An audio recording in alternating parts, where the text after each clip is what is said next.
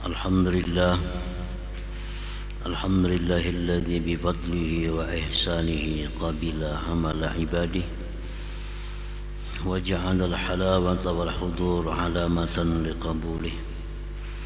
Asyhadu an la ilaha illallah wahdahu la syarika lahu fi hukmihi wa qada'ih wa asyhadu anna sayyidana Muhammadan abduhu wa rasuluhu afdalu ibadih. Sallallahu wasallam ala sayyidi rusulihi wa anbiya'i sayyidina maulana Muhammadin ashrafi ahbabih wa ala alihi wa sahbihi wa zurriyatihi wa atba'ih salatu wa salaman daimaini mutalazimaini ila yaumi liqa'ih, amma ba'd. Yang kita hormati dan kita cintai para habaib dan para ulama, muhibbin, hadirin, hadirat, rahimakumullah. Puji syukur kita haturkan selalu kehadirat Allah subhanahu wa ta'ala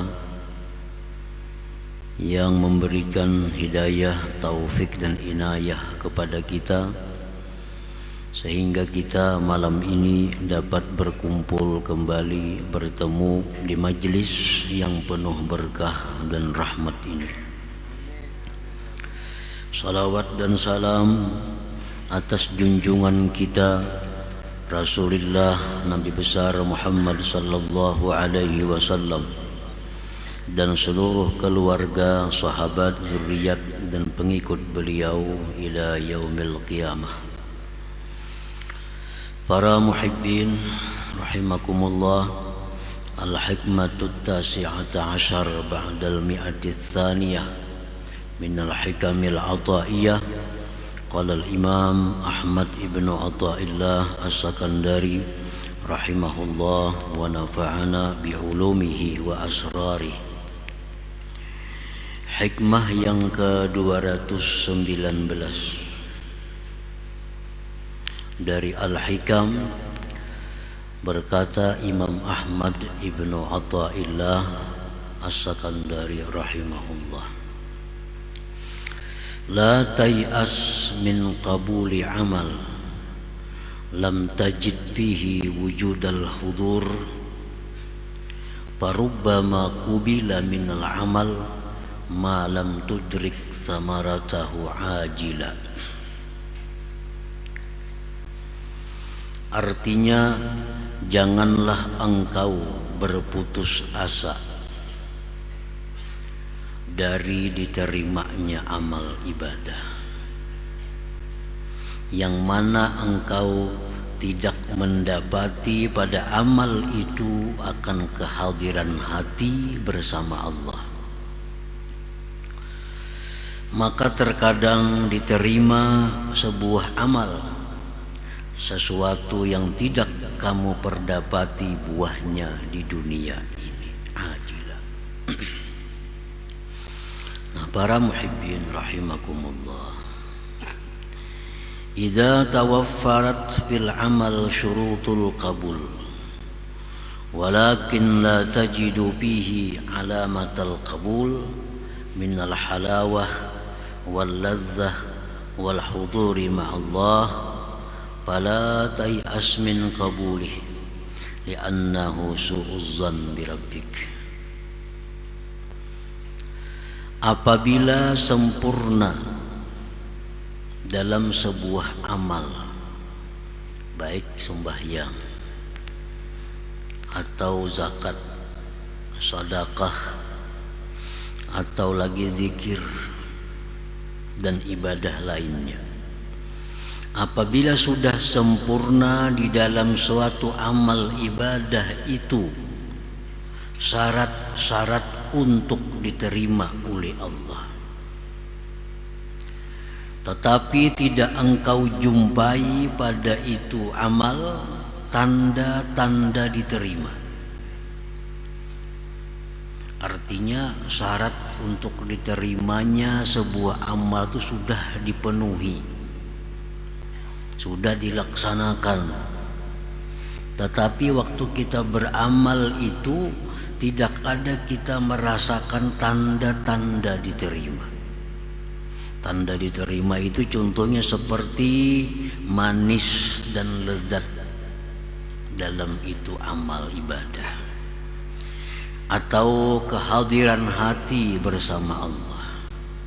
Kadada dalam zikir sudah dipenuhi segala syarat untuk kabul, tapi waktu berzikir itu kita kadang merasakan ada kelezatan, kadang merasakan ada manis dan hadirnya hati.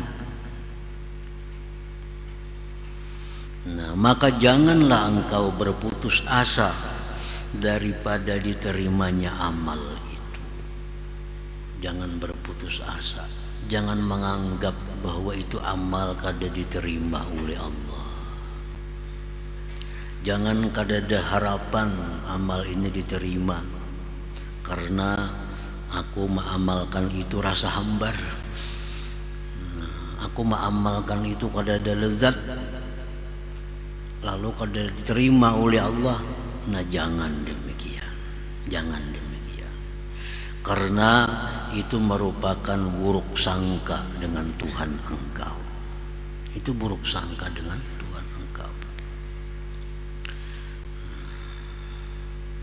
Lain halnya kalau syarat-syarat kabul itu tidak dipenuhi. Nah, syarat kabul kada dipenuhi, lalu kita beramal kada ada kelezatan, nah itu yang mungkin kada diterima oleh Allah. Nah, sedangkan masalah ini adalah syarat-syarat untuk diterima itu sudah dipenuhi, tetapi di waktu melaksanakannya itu kadang merasa ada tanda-tanda diterima. Jangan putus asa, jangan menganggap ini kada diterima, karena itu buruk sangka dengan Tuhan. Wala yanbaghi laka an tatrukal amal li'adami hudurik fih, dan janganlah dan tidaklah pantas bagi engkau meninggalkan suatu amal ibadah yang tidak ada kehadiran hati engkau pada amal ibadah itu. Jangan sekali-kali kulir malas baca Quran. Kenapa bila baca Quran hati kasana kamari? Jangan tinggalkan baca Quran karena alasan itu. Aku indah berzikir. Kenapa bila berzikir hati kesana kemari juga? Nah, jangan alasan itu. Tidaklah pantas bagi engkau meninggalkan suatu amal karena tiada hadir engkau pada itu amal tadi. Para muhibbin rahimakumullah, sebagaimana dijelaskan beliau dahulu dalam hikmah yang ke-47 dari Al-Hikam ini, la tatrukiz zikra li'adami hudurika ma'allah fihi li'anna ghaflataka an wujudi zikrih ashaddu min ghaflatika fi wujudi zikrih. Jangan kau tinggalkan berzikir kepada Allah karena alasan tiada hadir hati engkau pada zikir itu. Karena lalainya engkau dari berzikir itu lebih jahat, lebih sangat buruk daripada lalai pada berzikir. Kita berzikir Allah, Allah, Allah, atau la ilaha illallah, nah hati kesana kemari, itu lebih baik daripada kada berzikir sama sekali. Imam Ghazali mengatakan dalam Ihya Ulumuddin, kita berzikir Allah, Allah, la ilaha illallah, subhanallah. Nah, walaupun hati ke lain, tapi mulut kita berzikir tuh ada nilai ibadah mulut. Nah, nilai ibadah mulut. Jadi nilai ibadah dari lisan tuh ada, walaupun hati kita lalai. Nah, jangan meninggalkan suatu ibadah dengan alasan bahwa aku kada khusyuk. Jangan meninggalkan ibadah dengan alasan aku kada khusyuk, aku kada hadir hati. Apa gunanya aku beribadah? Itu gawian syaitan yang menggoda kita supaya jangan beribadah kepada Allah Subhanahu wa ta'ala. Jadi tidaklah patut bagi engkau meninggalkan amal ibadah karena tiada hadirnya engkau pada itu amal tadi. Jadi laksanakan ke zikir 100 zikir la ilaha illallah sabuti-buting kada nang hadirnya hati, kada jadi soal, baik pada kada lalu, baik pada perai lalu. Pada muntung kada karuan, hati sudah kada karuan. Pada muntung beranai, hati ke situ kamari. Lebih baik muntung la ilaha illallah, lebih baik muntung ini Allah Allah, lebih baik lisan itu subhanallah. Melarang lisan dulu nang selamat.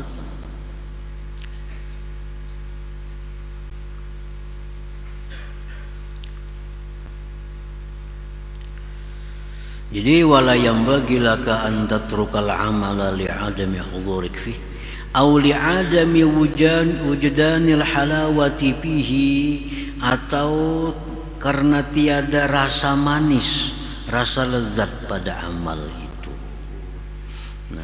Ada beramal, kenapa aja beramal kada nyaman juga hati. Kenapa baca Quran hati ya kada nyaman juga, baca salawat hati ya kada nyaman juga. Lalu kada baca Quran, kada berzikir, alasannya hati kada nyaman, kada lezat. Jangan sampai demikian. Farubbama qabilallahu minal amal malam tudrik samaratahu ajila fayu'tika sawabah bil akhirah. Maka terkadang Allah menerima amal sesuatu yang kamu tidak perdapati buahnya di dunia, maka dia berikan kepada engkau pahalanya di akhirat. Nah, di akhirat kita barangkali ada pahalanya. Kan kelezatan dalam ibadah itu merupakan bagian dari balasan Allah di dunia kepada orang berzikir. Nah, kita berzikir, wah begitu nyamannya hati berzikir la ilaha illallah, nikmat. Nah, itu merupakan bagian dari balasan Allah yang didahulukan ke dunia ini. Bila kita berzikir tapi kada dapat itu kelezatan, bukan berarti kada diterima oleh Allah. Boleh jadi diterima, tapi disimpan balasannya di akhirat. Disimpan di akhirat. Nah, jadi intinya jangan sekali-kali kita meninggalkan suatu amal yang mana dalam amal itu kita tidak mendapatkan kelezatan, kada mendapatkan tanda-tanda kabul, tanda diterima, padahal syarat-syarat untuk diterima itu sudah terpenuhi. Nah, para muhibbin rahimakumullah, jadi sebuah amal itu ada syurutus sihah, ada syarat sah dulu, tuh kan? Syarat sah ini supaya jadi bentuk. Syarat sah, amunnya syarat sah ini ketinggalan satu pun, maka amal itu kada sah. Amun kada sah, kada kawa dikatakan satu amal. Misalnya sembahyang, sembahyang itu ada syurutus sihah, syarat-syarat sah. Kalau syarat sah itu ketinggalan, ya kada sembahyang ngarannya. Seperti berwudu, suci, menghadap kiblat. Nah, itu kan syurutus sihah, syarat sah sembahyang. Kalau kita kada berwudu, batal sembahyang, kada sembahyang ngarannya, karena ketinggalan syarat-syarat sah. Nah, syarat sah ini sudah kita laksanakan dengan sempurna sehingga ibadah itu berhak dinamakan ibadah. Bersedekah, sedekah itu ada syarat sahnya. Apa syarat sah sedekah? Antara contohnya yang bersedekah ini orangnya mesti baligh, berakal misalnya. Kanak-kanak sah lah bersedekah, kada sah karena belum balik bakal. Sedekah itu mesti harta seorang. Harta orang mau disedekahkan kada kawa kada sah. Itu syarat sah sebuah sedekah. Barang curian disedekahkan jadi sedekah lah, kada sedekah karena kada milik seorang. Nah, jadi ada syarat sah itu mutlak mesti ada. Setiap ibadah yang sudah sah, sembahyang sudah sembahyang ngarannya, zikir sudah zikir ngarannya, wudu sudah wudu karena syarat sahnya komplit. Nah, hanyar dicari syurutul kabul, syarat diterima. Kayak apa supaya yang sah ini diterima oleh Allah? Bila diterima oleh Allah, ada balasan kita. Baik balasannya di dunia ini dikirim Tuhan sedikit dulu atau kena di akhirat. Nah, jadi apabila satu ibadah itu sudah sempurna, syarat-syarat tadi, syarat sah sudah, syarat diterima sudah. Nah, walaupun kada ada tanda diterima oleh Tuhan, tapi jangan mengira bahwa itu kada diterima oleh Tuhan. Karena sudah kita laksanakan syarat-syaratnya itu. Para muhibbin rahimakumullah. Nah, syurutul kabul, syarat-syarat untuk diterimanya sebuah amal ibadah. Ya, sebenarnya sudah dalam hikmah 93 secara rinci. Nah, sedikit diulang di sini tentang syarat-syarat kabulnya sebuah ibadah. Allati la budda an tutawaffar, yang tidak boleh tidak disempurnakan. Minha setengahnya al-ikhlas, itu mutlak ikhlas. Kalau kita melakukan satu ibadah tapi kada ikhlas, jangan berharap diterima. Kenapa? Karena syarat untuk diterima kada cukup, kada karena Allah. Nah, syarat diterimanya sebuah amal, sembahyangkah, zakatkah, sedekahkah, apapun ibadah, itu syarat mutlak mesti ikhlas. Rasulullah sallallahu alaihi wasallam bersabda, la yaqbalullah min musammi' wala mura'i. Allah tidak menerima ibadah dari orang yang minta dengar, minta lihat, orang sum'ah dan riya. Nah, sudah jelas. Jadi kalau dalam ibadah itu ada riyanya, maka kada usah berharap diterima. Kada bakal diterima karena syarat untuk diterima kada cukup.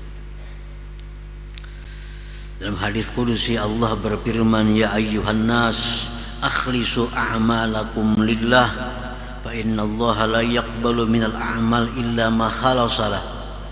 Wahai manusia, ikhlaskan amal kalian untuk Allah, karena Allah tidak menerima daripada amal-amal ibadah kecuali yang ikhlas karenanya. Nah, jadi ini mutlak. Kalau hendak diterima ibadah apapun yang kita lakukan, mutlak syaratnya adalah ikhlas. Para muhibbin rahimakumullah. Nah, oleh para ulama, ikhlas ini dibagi supaya menyamanakan kita. Ada ikhlas nang rendah tapi ikhlas juga ngarannya, ada ikhlas nang sedang, ada ikhlas nang tinggi. Salah satu antara tiga ini sudah masuk ikhlas. Ikhlas yang paling rendah adalah orang yang beramal ibadah karena takut dengan siksanya Allah. Nah, nyoba zikir aja, kan apa zikir takutan kalau mati kan neraka kayaknya. Nah, itu ikhlas sudah, ikhlas, tapi ikhlas yang paling rendah. Sembahyang tahajud, sembahyang fardu sudahnya rajin, kenapa? Takutan kalau mati kan neraka, namun kada sembahyang. Takutan kalau dikubur kena diazab, namun kada sembahyang. Nah, ini sudah ikhlas. Walaupun kurang disukai Allah, demikian itu. Nah, tingkatan yang kedua ikhlas juga ngarannya, inya beribadah terdurung janji-janji pahala Allah. rajin sembahyang, rajin puasa, rajin bersedekah. Kenapa? Hendak ke surga pang mati. Hendak ke surga mati. Lalu rajin beribadah. Ini ikhlas juga lebih baik dari yang pertama tadi. Jadi Imam Ghazali, al-amal 'ala raja a'la minal amal 'alal khauf. Orang yang beribadah itu karena mengharap surga sebagainya lebih baik daripada orang yang beramal karena takut dengan api neraka tadi. Nah, jadi ikhlas yang paling tinggi itu adalah ikhlasnya orang yang beribadah kepada Allah itu semata-mata menjunjung tinggi perintah Allah. Walaupun Allah kadang menyediakan surga, walaupun Allah kadang menyediakan neraka, tapi nengaran disuruhnya tetap ugawi. Nah, ini ikhlas yang tinggi sudah. Ngapain kamu baku-hakun sembahyang? Tuhan nyuruh. Kada terkisah surga, kada terkisah neraka. Rajin bersedekah. Kenapa rajin bersedekah? Ini disuruh Tuhan. Tuhan nyuruh. Kada ada harapan apa-apa lain pada melaksanakan perintahnya. Nah, ini ikhlas yang lebih tinggi lagi. Nah, jadi ikhlas semacam itu mutlak syarat untuk diterima sebuah amal. Kita kawaja mengukur diri kita.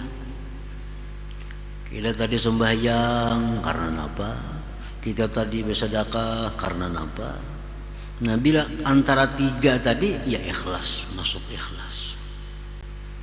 Nah, jadi syarat untuk diterimanya sebuah amal itu ikhlas dulu.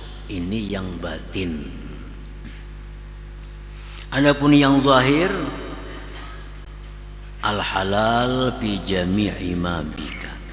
Halal sekalian yang ada dengan engkau. Nah, ini syarat diterima juga. Tapi yang zahir.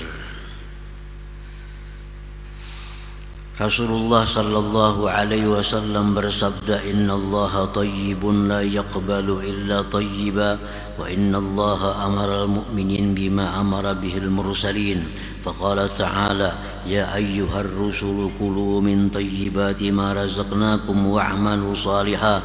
Wa qala ta'ala ya ayyuhalladzina amanu kulu min tayyibati ma razaqnakum. ثم ذكر الرجل يطيل السفر أشعث أغبر يمد يديه إلى السماء يا ربي يا رب ومطعمه حرام ومشربه حرام وملبسه حرام وغذي بالحرام فأنى يستجاب له.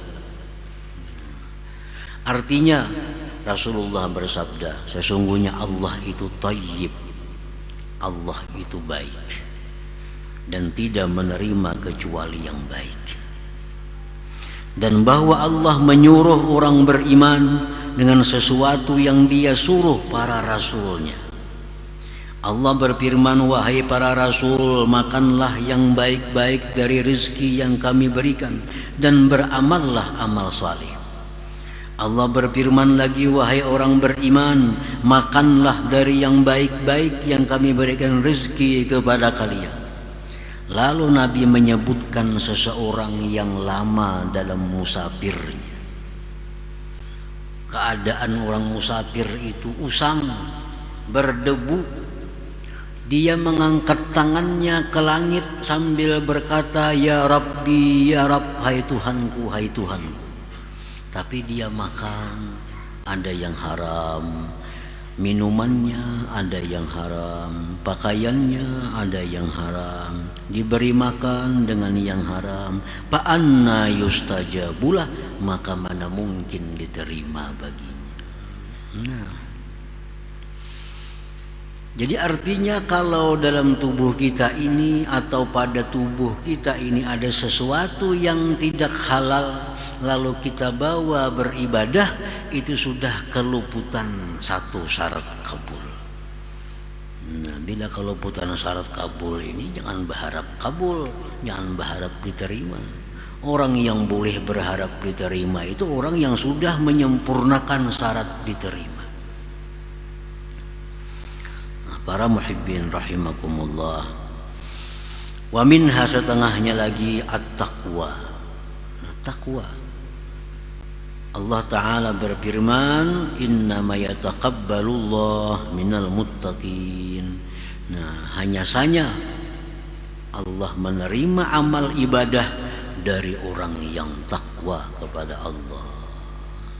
Nah, jadi kalau kita sudah takwa kepada Allah, kita boleh berharap bahwa ibadah kita itu kabul, diterima oleh Allah. Orang yang suka menggibah, takwalah kepada Allah. Kada takwa, sembahyang, diterima lah sembahyangnya, kada bakal diterima. Bersedekah kada bakal terima, karena Allah hanya menerima amal ibadah dari orang yang takwa. Imam Ghazali dalam kitab Ihya Ulumuddin menjelaskan tentang hadis Rasulullah sallallahu alaihi wasallam, mengisahkan tentang amal ibadah kita ini. Satu amal ibadah yang dilakukan seorang hamba dibawa naik oleh malaikat sampai langit pertama, ditulak. Hanya langit pertama sudah ditulak. Kenapa ditulak? Karena orang ini suka menggibah orang lain, suka menggunjing orang lain. Nah, jadi gibah itu sudah tahu semuaan kita, artinya zikruka akhaka bima yakrah. Menyebutnya kita akan saudara kita dengan nang inya kada suka, itu gibah. Walaupun itu memang bujur, orangnya nih hirang, kita padahal hirang bener nih itu, inya kada katuju disambat hirang. Nah, itu gibah ngarannya.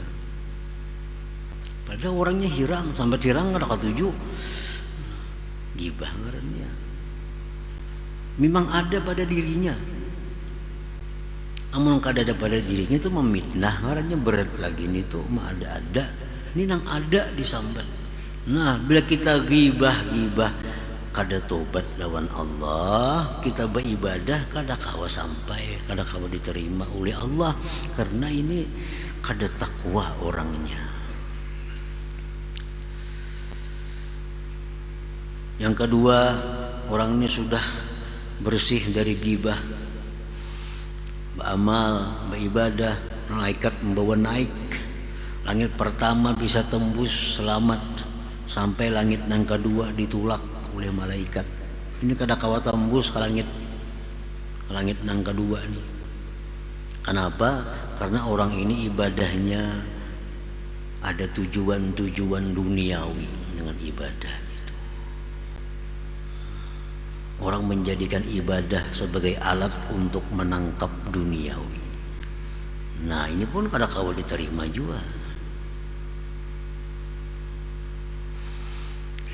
Naik lagi amal ibadah, lulus langit pertama, lulus langit kedua, langit ketiga ditolak.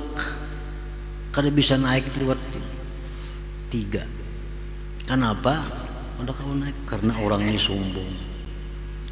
sombong, angkuh. Sampai langit yang ketiga aja juga kada sampai lagi ke hadirat Allah. Pertama lulus, kedua lulus, ketiga sampai langit yang keempat ditolak. Kenapa? Inya beramal nih ujub. Ujub. Pertama, kedua, ketiga, keempat lulus, baik benar orang ini sudah. Kada bisa menggibah, tobat sudahnya menggibah. Beramalnya kada menangkap duniawi dicarinya. Orangnya sudah kada sombong, orangnya sudah kada ujub. Langit kelima ditolak. Kenapa ditolak sampai langit yang kelima? Karena orang ada dengki dalam hatinya. Ada dengki dalam hatinya. Hasad. Lulus sampai yang kelima. Orang ini sudah bersih dari demikian tadi. Sampai langit ke-6 ditolak. Kenapa? Bujur ya orang ini kada bisa menggibah, orangnya kada sombong, kada ujub, kada dengki, tapi inya kada penyayangan dua makhluk Allah, kada balas kasihan dengan makhluk Allah. ada makhluk Allah nang kana bala nya kada peduli, jangankan membantu mendoakan aja kada. Ada orang kesusahan, jangankan membantu mendoakan aja kada. Nah, ditolak juga amalnya. Jadi artinya bahwa syarat kabul amal itu adalah takwa.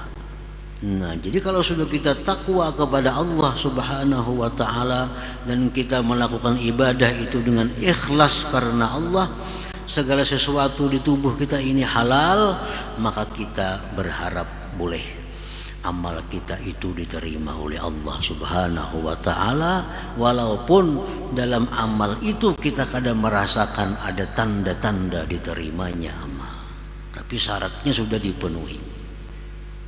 Nah, para muhibbin rahimakumullah. Jadi ana inda dhanni abdi bi, jar Tuhan, aku ini menurut sangkaan hambaku denganku. Kalau hambaku menyangka aku ini sarik, aku sarik tuh. Kalau hambaku menyangka aku ini sayang, lawan ini sayang tuh aku. Jadi Tuhan itu tergantung sangkaan kita, tergantung sangkaan kita kepada Tuhan. Nah, ini amal ibadah. Kalau sudah kita lakukan syarat-syaratnya dengan sempurna, lalu kita berharap kepada Allah, bersangka baik kepada Allah, diterima, ya diterima Allah. Tapi berharap itu, bersangka baik itu pasti datangnya sesudah kita menyempurnakan persyaratan-persyaratan itu. Nah, kalau kita belum menyempurnakan syarat-syarat itu, kita kada kau bersangka baik. Nah, kada kawa berharap. Kita berharap itu bila sudah kita beramal, bila sudah kita melakukan perintahnya. Jadi jar orang misalnya ulahkan ini nah, ulahkan pais, aku hendak pais, jar raja nih datang ke rupo,